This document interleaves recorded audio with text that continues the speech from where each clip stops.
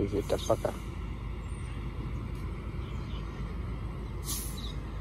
তো খাওয়া যায়।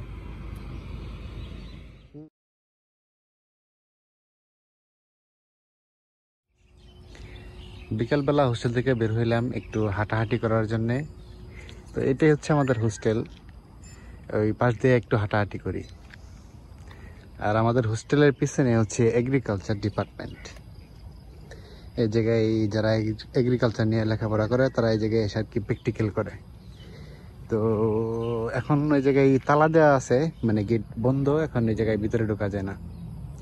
এমনি ভিতরে নর্মালি ভিতরে ঢোকা যায়, একদিন হয়তো বা ভিতরে যাবো আমি, যা ভিডিও করব। আর মানে এগ্রিকালচারের জন্য এই জায়গায় বিভিন্ন ইনস্ট্রুমেন্ট রেখা দেওয়া আছে, যেমন যেটা ছোট্ট একটা ট্রাক্টর, ছোট্ট একটা ট্রাক্টর, বড় ট্রাক্টর, আরো অনেক কিছু। আর এদিকে একটা টেম্পোরারি ঘরও আছে। এগুলা হচ্ছে টেম্পোরারি ঘর, যে কোনো সময় খুলে নেওয়া যায়। তো এই জায়গায় কেউ থাকে না আপাতত, আমি থাকতে দেখি নেই। আর ওটার ভিতরে বিভিন্ন রকমের কৃষি পণ্য ফলায়। এর আগে আমি দেখছিলাম ভুট্টা, তারপরে হচ্ছে গম, এগুলা ফলাইতে। আচ্ছা যাই হোক, তো আমি এদিক দিয়ে একটু হাঁটাহাঁটি করি আর কি। বিকালবেলা কেউ নাই, আমি একাই একটু বোরিং সময় পার করতেছি। তো প্রতিদিন একটু হাঁটাহাঁটি করি। ওমা, গেট দেখি খোলা, গেটটা খোলা আছে, ভিতরে ঢোকা যায় ইচ্ছা করলে, কিন্তু আজকে না যাই, গেট খোলাই আছে, আরেকদিন যাবো না। এটা কি ফল? এটা ফল না মনে হয়, এটা ফুল। হ্যাঁ এটা ফুল, এটা একটা ফুল।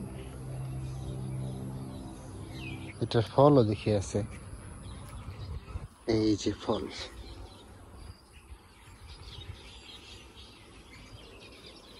কিছুটা ডালিমের মতো দেখতে,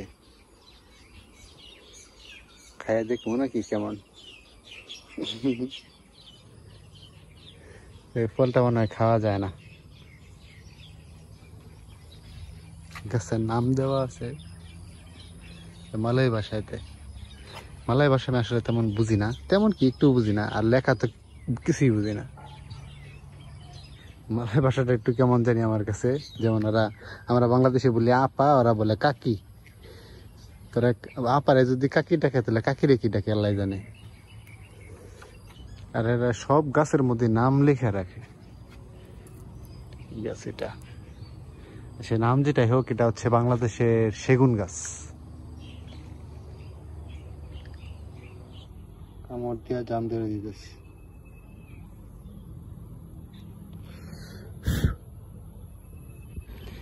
আমি লাস্ট বার যখন ছিলাম তখন এই গাছগুলো আরো ছোট ছোট ছিল, এটা এবং এই খেজুর গাছটা অনেক ছোট ছিল।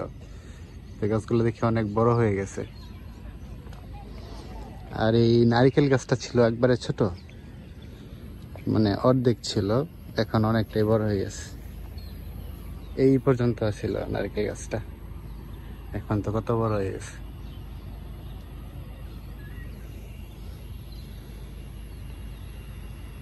আর খেজুর গাছটা ছিল এই পর্যন্ত, অল্প একটু ছোট ছিল, এটাও কত বড় হয়ে গেছে। আর এই জায়গায় বিভিন্ন মানে টব আছিল, টবের মধ্যে মানে বিভিন্ন সবজি চাষ করছিল, এখনো দিকে একটা টবের মতো আছে। এটা আদা মনে হয়, আর এটা হচ্ছে মরিচ, কাঁচা মরিচ গাছ লাগাই রাখছে। আর এই নারকেল গাছ থেকে নারকেল গুলা মানে শুধু শুধু পয়সা পয়সা পরে, কেউ খায় টায় না। তো লাস্ট বার আমরা যখন ছিলাম তখন আমরা এই গাছ থেকে নারকেল পেরে পেরে খাইতাম।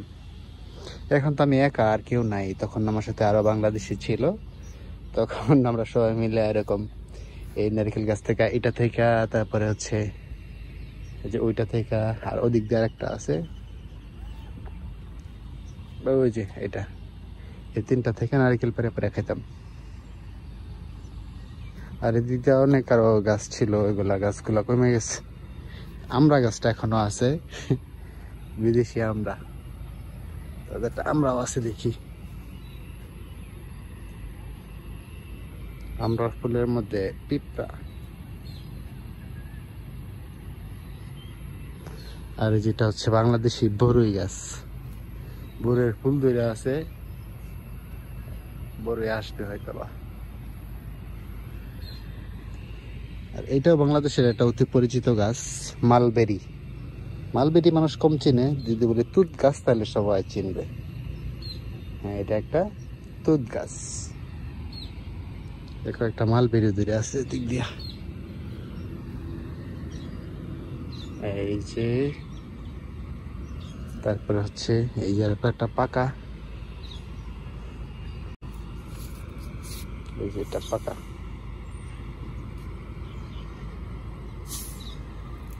খাওয়া যায়।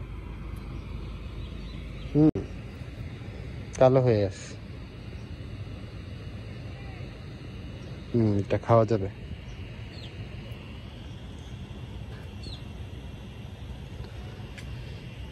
হ্যাঁ, আচ্ছা যাই হোক, তো বিকালবেলা একটু হাঁটাহাঁটি করলাম, মোটামুটি ভালোই লাগতেছে। কিন্তু একটা জিনিস সমস্যা, সেটা হচ্ছে একা এখনো পর্যন্ত এরকম কাউরে পাই নেই, মানে বন্ধু বা বাংলাদেশ হিসেবে কারো পাই নেই। একজন বাংলাদেশি আছে এই জায়গায়, ও তার বাবা মা থাকে সৌদি আরবে, তো বাবা আমার সাথে দেখা করতে সৌদি আরবে গেছে, 27 তারিখে আসবে। তারপর হয়তো বা দুইজন মিলে একটু ঘোরাফেরা করা যাবে। আর এই যে এটা হচ্ছে আমাদের হোস্টেলের বাস স্টপ। এখান থেকে যত বাস ছাড়ে সারা ক্যাম্পাস ঘুরে বিভিন্ন ক্লাসে নিয়ে যায়। তো আগে যখন মানে ছিলাম আমি, তখন এই যে এই রাস্তাটা ছিল না, তখন আমরা চিন্তা করতাম যে এদিক দিয়ে একটা রাস্তা থাকলে খুব ভালো হইতো। তো এবার এসে দেখলাম যে না, এদিক দিয়ে একটা রাস্তা করে দিছে, যেদিক দিয়ে আমরা মানে সরাসরি ক্যাফেতে যেতে পারি। এদিক দিয়ে সরাসরি এদিক দিয়ে ক্যাফেতে যেতে পারি। যেটা হচ্ছে আমাদের ক্যাফে, আর এই যেটা হচ্ছে বাস স্টপ। তো এদিক দিয়ে একটু সুবিধা হয়েছে, এদিক দিয়ে একটা রাস্তা করে দিছে এরা।